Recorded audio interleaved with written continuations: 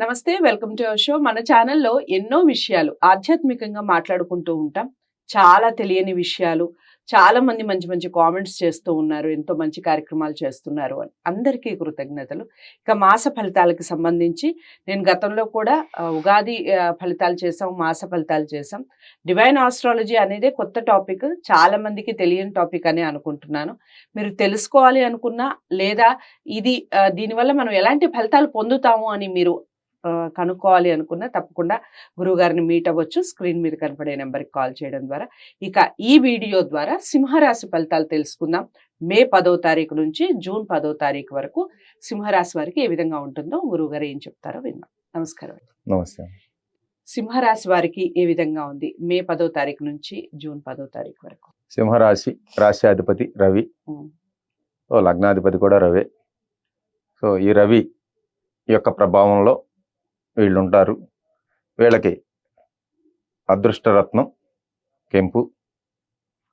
ఆ రంగున్న కెంపు రంగున్న వస్త్రాలు ధరించిన అలాంటి కలర్స్ ఆస్ట్రాలజీలో వీళ్ళకి కలిసి వచ్చే అవకాశాలు ఎక్కువ ఉంటాయి. ప్లస్ ఆర్ మైనస్ అంటే రవి మంత్రం జపం చేసుకుంటే మంచిది ఈ మాసంలో.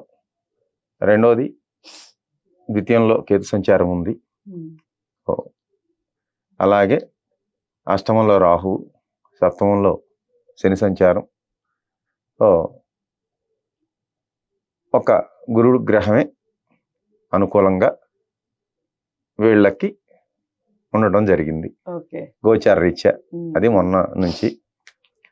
వీళ్ళు నవగ్రహాలలో మేజర్ గ్రహాలలో ఒక గురుగ్రహం అనుకూలం ఉండటం వలన వీరు ఎక్కువగా పొద్దునే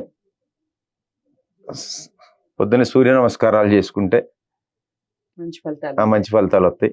ఆ భగవంతుడు సూర్యదేవుడు వీరికి మంచి ఆరోగ్యాన్ని ప్రసాదిస్తాడని తెలియజేస్తూ, ఇక ఓవరాల్ గా వీళ్ళకి ఎలా ఉంటది అనేది ఇప్పుడు మనం తెలుసుకుందాం. తప్పకుండా వివిధ రంగాల వారికి అసలు ఏ విధంగా ఉంది మీ డివైన్ ఆస్ట్రాలజీ ఉపయోగించి చెప్పండి.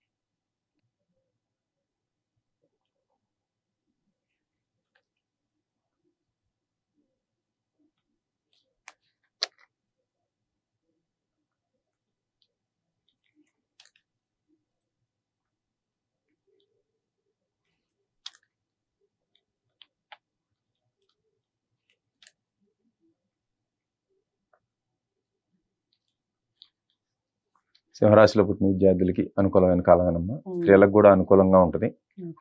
ఇటు తిరిగి రాజకీయ రంగానికి కొంచెం ప్రతికూల ఫలితాలు ఉండే అవకాశాలు ఉన్నాయి. వ్యాపార రంగంలో బాగానే ఉంటుంది. అలాగే వైద్య రంగంలో కానీ, మన సినిమా రంగం కొంచెం ప్రతికూల ఫలితాలు ఉంటాయి.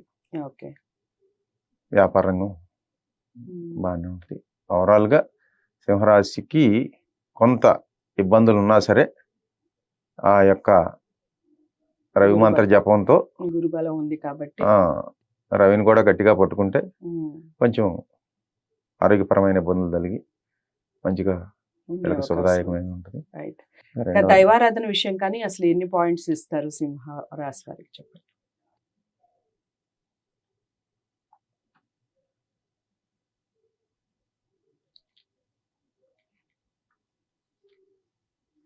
వీళ్ళకి ఒక 8 పాయింట్లు వచ్చమ్మా.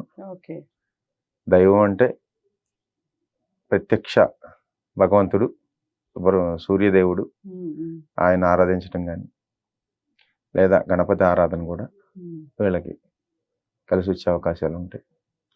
ఈ మాసంలో గణపతి ఆరాధన చేసుకోవటం, అలాగే గణపతికి సంకటహర చతుర్దశి నాడు స్వామికి జరిగే కైంకర్యాలు చేసుకుంటే మంచి జరిగే అవకాశాలు ఎక్కువగా ఉంటాయి. ఏ కలర్ కలిసి వస్తుంది అంటారు? వీళ్ళకి అదేనమ్మా కెంపు రంగు కలరే.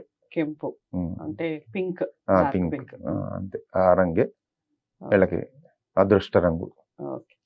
సో అదండి విషయం. బానే ఉంది. ఓవరాల్‌గా చూస్తే 8 పాయింట్లు అంటే 10కి బానే ఉన్నట్టు. ఏదేమైనప్పటికీ వ్యక్తిగత జాతకాలు చాలా ఇంపార్టెంట్.